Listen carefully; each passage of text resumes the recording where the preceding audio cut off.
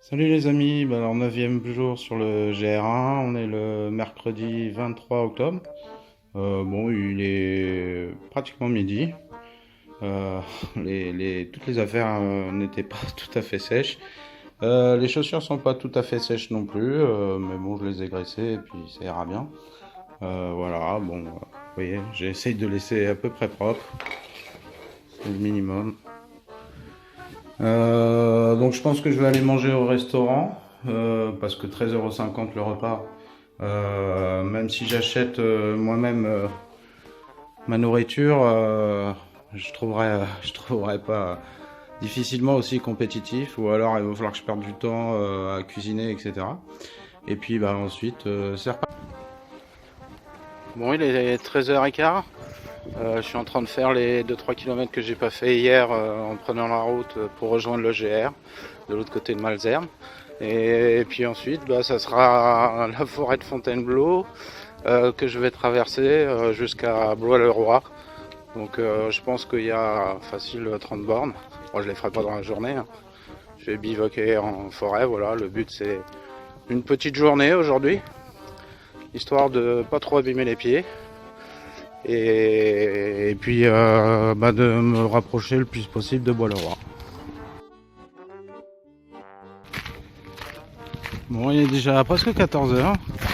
J'ai fait à peine 2 petits kilomètres. Donc je vais quitter bientôt Malesherbes. J'ai perdu beaucoup de temps à discuter avec les gens, mais c'est bien. Ça permet de faire des belles rencontres.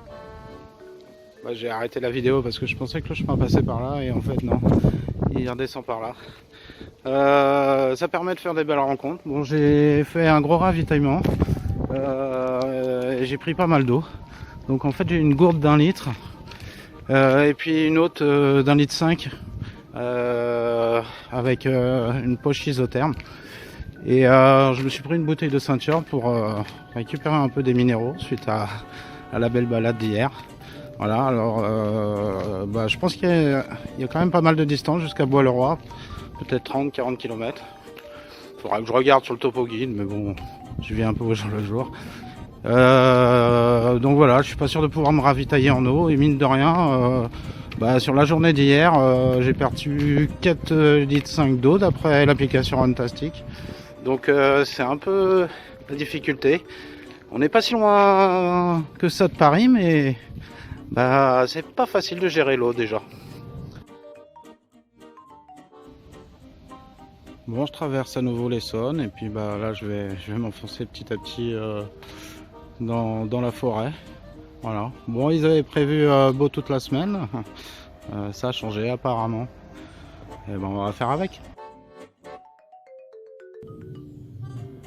Bon, encore un site très sympa. Là, je suis à Butier.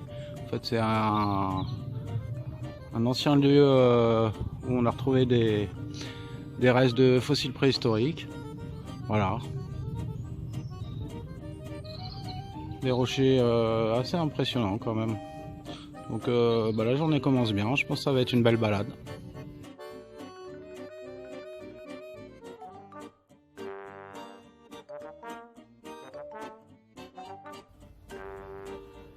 Bon, j'ai fait 6 km, il est un peu moins de 16h. Bon, je me traîne un peu aujourd'hui. Comme m'avait dit une dame en Belgique, vous ressemblez à un escargot, monsieur, vous avez votre maison sur le dos. Bah, c'est exactement ça. Bon, heureusement, je boffe pas encore autant que lui. Bah, c'est un peu normal, hein, j'ai fait une grosse journée hier. Si je fais 12 bornes aujourd'hui, ça sera déjà bien, je trouve. Le but c'est encore une fois diminuer mon étape de demain en direction de Bois-le-Roi, quoi, histoire de pas me refaire un 40 km demain. Il se remet à pleuvoir, donc bah va falloir remettre le sursac et puis bah éviter de remouiller trop les chaussures.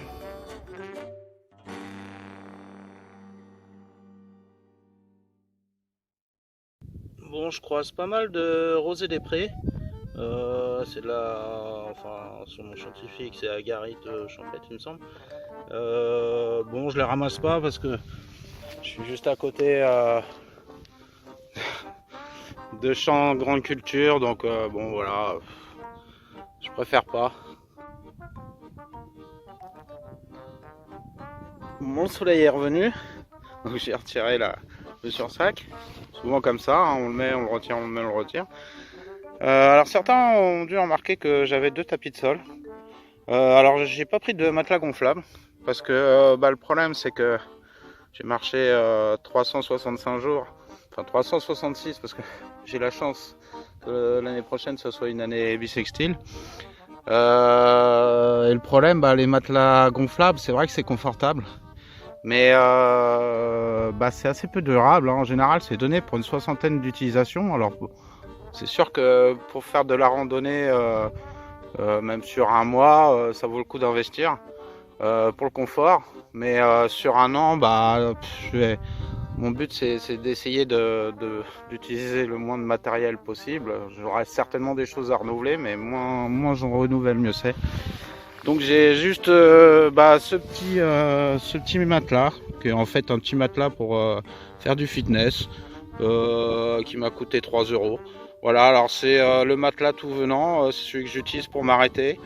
Il est suffisamment long pour que je puisse retirer mes chaussures, faire sécher mes pieds. Je trouve que c'est plus intéressant qu'un tout petit matelas où on peut juste poser les fesses. Et puis j'ai un autre matelas avec une surface aluminisée, là comme on dit, enfin un truc comme ça, que je garde au propre. Voilà, avec un sac poubelle au propre et au sec. De manière à dormir sur quelque chose qui reste toujours propre et pas salir trop l'intérieur de ma toile de tente.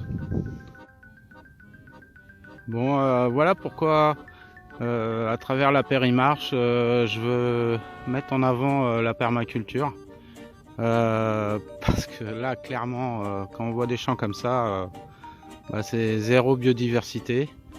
La vie du sol, il n'y en a plus énormément. Enfin, je vais pas aller gratter, mais à mon avis, des vers de terre, il ne doit pas y en avoir des masses.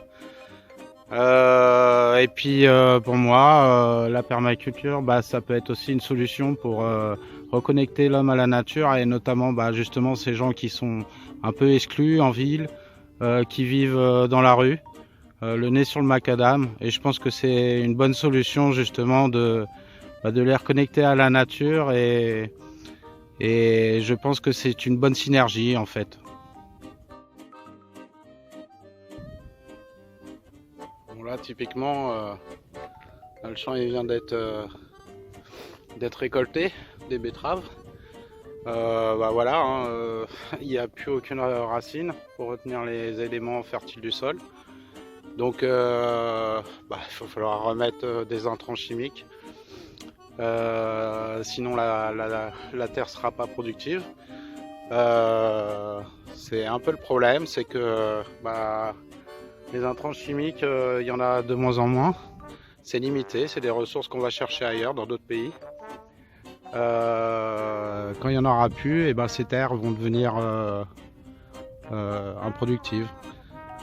Donc plutôt que d'attendre ce moment-là, je pense qu'il serait temps justement de passer à des méthodes un peu plus douces, avec des couvertures du sol, avec un long travail du sol, enfin voilà. Tout ce que prône un peu la permaculture, il y a différentes méthodes.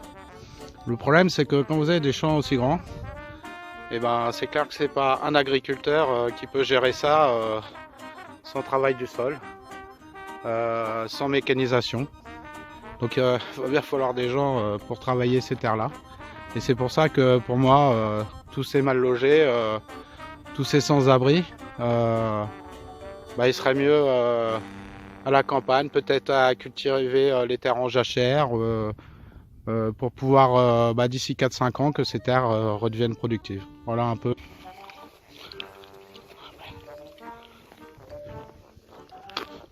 Bon, alors bien sûr, la Périmarche, c'est zéro déchet dans la nature. Zéro déchet, mais ce qui est biodégradable, j'hésite pas. Surtout qu'à l'intérieur du trognon, il y a des graines. Et il y aura peut-être un beau pommier d'ici quelques années. Donc voilà, semons la vie. Ah, ma maison.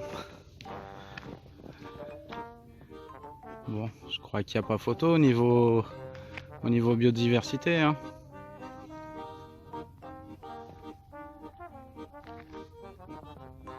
Alors ça veut pas dire qu'il faut des forêts comme ça partout. Il faut bien que l'homme cultive de quoi manger, mais je pense qu'on peut faire un mix des deux. L'agroforesterie, c'est aussi une solution. Bon bah là j'étais pas très attentif, donc je me suis planté de chemin. Bon c'est pas grave, je vais prendre à gauche là, un chemin qui longe le bois. Et puis je vais rattraper le GR un peu plus loin. Bon, ça rattrapera ce que j'ai pas fait hier en finissant par le GR. Tant pis pour moi. Bon, voilà une des raisons pour lesquelles je pense qu'il faut arrêter de s'opposer les uns les autres. Voilà, les écologistes sont un peu contre les chasseurs, parce que voilà, ils tuent des animaux. Les chasseurs sont un peu contre les écologistes parce qu'ils les empêchent de tourner en rond. Mais bah voilà, je pense qu'il faut pas oublier que les chasseurs, ils préservent quand même des réserves de chasse et donc de la forêt. Je pense qu'ils sont suffisamment intelligents pour pas se tirer une balle dans le pied et bouffer tout le gibier, au contraire. Donc je pense qu'il faut savoir se tendre la main, aller vers l'un vers l'autre, voilà. Ça sert à rien d'être extrémiste, aussi bien si on est chasseur que si on est écologiste. Alors il est 17h30. J'ai encore à peu près 1 heure de jour là. J'ai fait 11 km, donc je vais encore marcher une petite heure. Ce que je voulais vous dire, tiens je l'ai dit, c'est que si vous n'avez pas lu ma conclusion sur la première phase d'entraînement, les 40 jours, j'ai commencé par la conclusion, je fais jamais les choses comme les autres. Ce que j'essayais de dire, c'est que la permaculture, c'est pas seulement une façon de cultiver la terre, quoi. C'est une éthique qui prend en compte une culture de la terre et de l'environnement en utilisant le moins possible d'énergie. Donc c'est, je crois, ce qu'on a besoin à l'heure actuelle, mais c'est aussi prendre soin de soi-même et prendre soin des autres. Donc c'est aussi une culture du lien social.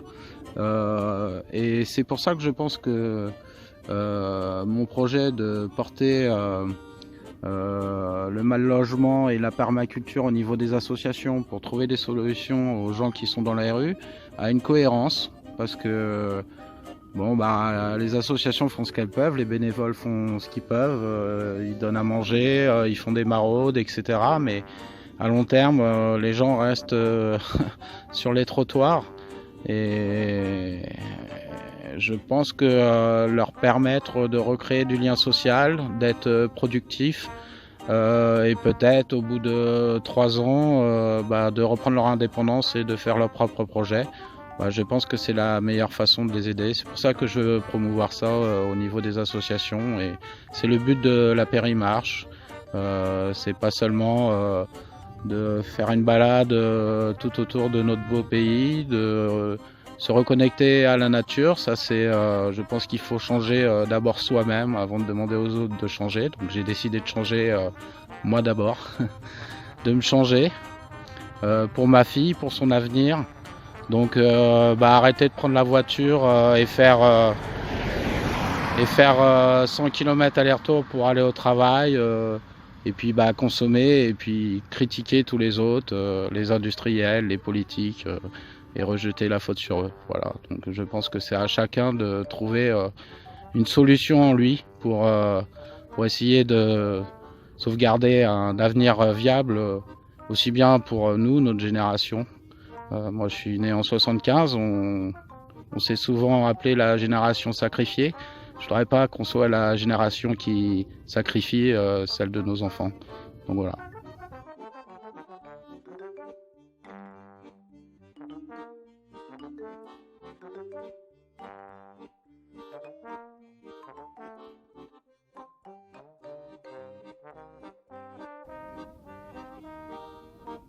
Bon, il est 18h30, j'ai fait presque 13 km. Bon, je vais m'arrêter là parce qu'après j'arrive sur une ville. Et bon, ça n'a pas été facile de trouver un endroit. Parce qu'en fait c'est un bois qui a été éclairci récemment, donc il y a pas mal de ronces qui ont repoussé. Je vais éviter de m'installer sur les ronces quand même, ça risque d'abîmer le fond de ma toile. J'ai trouvé ce petit endroit où il n'y a pas trop de ronces. Voilà, je devrais réussir à caser ma tente et à être bien pour la nuit. Voilà, je préfère m'arrêter maintenant parce que même si on voit un petit peu de luminosité là-bas, là, le soleil qui est en train de se coucher, c'est assez sombre. Et il y a quelques gouttes qui commencent à tomber, donc je me suis mis à l'écart du chemin et je vais monter ma tente tout de suite, tranquillement.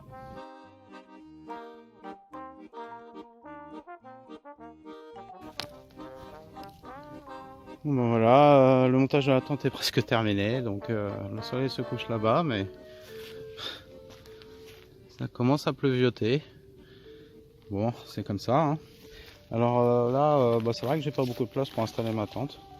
Et là, voilà, j'ai un petit chêne qui commence à pousser.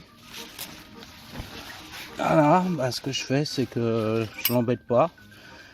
Comme ça, il décorera ma chambre. Comme je mets pas encore la moustiquaire parce que j'estime que c'est pas nécessaire. Bon, je mettrai après la sardine parce qu'une main c'est plus facile.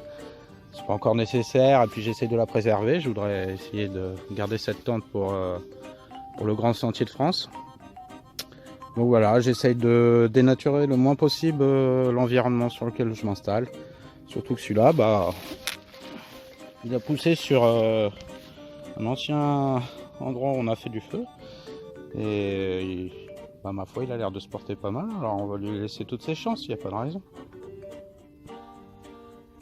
Bon voilà, entre autres à quoi me sert bah, le petit tapis de fitness dont je vous parlais tout à l'heure. Bah, au moins dans l'abside, je peux poser mes affaires et pas les mouiller quoi, si le sol est encore humide. Et là en l'occurrence il l'est encore. Et puis bah, mon autre tapis de sol, bah, je dors dessus et ça le fait.